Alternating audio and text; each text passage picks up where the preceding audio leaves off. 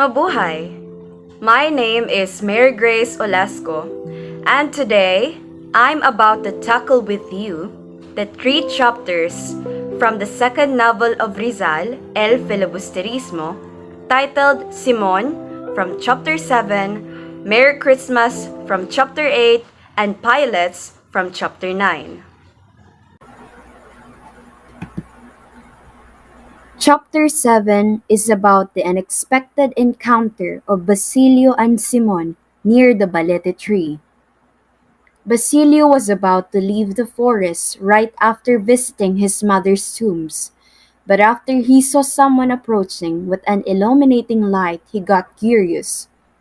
Basilio was not by nature superstitious, but there were a lot of tales inside that forest, like the ancient legends about the somber place, the hour, the darkness, and the melancholic mooning of the wind, and certain tales heard in his childhood is what influenced his spirit and his heart to beat violently. He announces his presence after he was done observing from the cleft of the balete between its two roots, and was surprised that the man turned out to be Simon the jeweler, who is none other than Crisostomo Ibarra, who had helped him about 13 years ago, the same man who helped dig his mother's grave.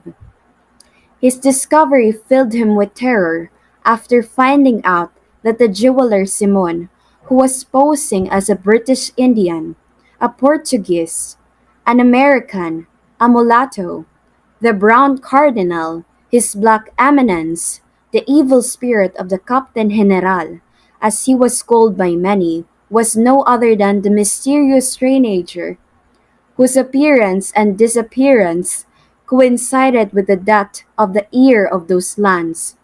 After a lot of confrontation of keeping Simon's identity a secret, and Simon finally keeping his guard down, Simon then persuades Basilio to join him in his plans. He kept asking for his help to side with him and used his youth to fight those senseless yearnings of Hispanization, of assimilation, of equal rights, to avenge his mother Sisa and his younger brother Crispin.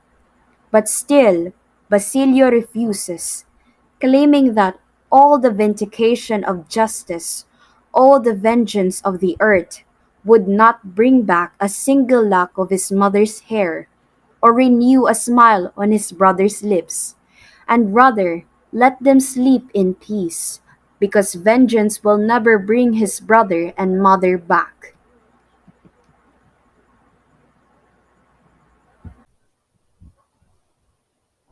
Chapter 8 Merry Christmas.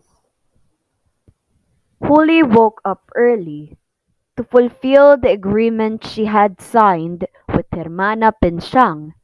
The night before, Holly prayed fervently and hoped for a miracle to get her out of trouble. And after she woke up, she arose, crossed herself, and recited with much fervor her morning prayer in the hope that some miracle would somehow occur. But all she saw underneath the image was a handwritten note from her father asking for 500 pesos to pay his ransom. Meanwhile, Tandang Celo's sadness at the enslavement of her granddaughter Huli is inexplicable. Huli keeps trying to make her Tandang Celo cheer up and relax, even though she herself could not make her own to relax. She feels like she's being stabbed in the chest at that moment. Huli then concerned herself to what Basilio promised her about their future lives together. Huli left without wishing her grandfather a Merry Christmas, which Tandangselo believes she either forgot or did on purpose. Tandangselo dwells with what Huli did, and after her departure, he forced himself to entertain himself by watching his friends pass by, but he can't help himself but to feel sad. Tandangselo was even more offended because he had nothing to offer to his relatives when they came to visit him. When Tandangselo attempted to greet his relatives, To his surprise, he could not articulate a single word. He tried in vain to regain his voice, but he couldn't say anything.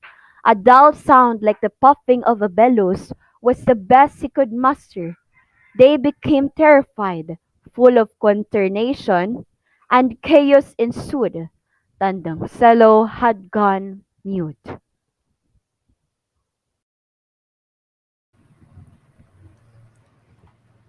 Chapter 9. Pilots. Rumors spread rapidly about the situation of Tandang Selo being mute, and the misfortune of Selo's family soon spread all over the town. Some were sad, but other people say that the events are not their fault. The teniente of the Guardia Civil was not even moved, and they said that they could have avoided such circumstances if the poor Cabezantales had just stayed home and not been sequestered. In short, that was a punishment from heaven against those who resisted the demands of Padre Clemente's order.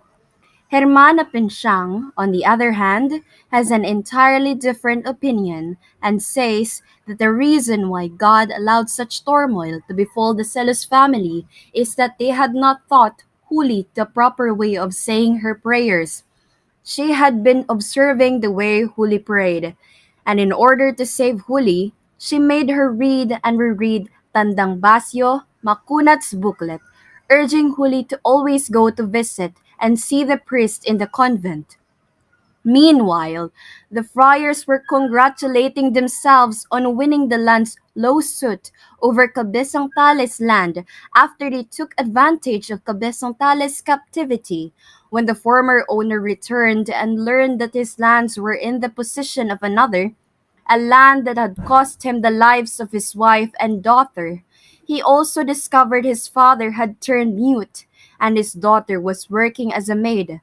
And even more, he learned that an order from the tribunal, transmitted by the Teniente del Barrio, had been given to them telling them to evacuate and leave the house within 3 days. Cabisang Tales just said nothing, and instead sat beside his father and scarcely spoke the whole day.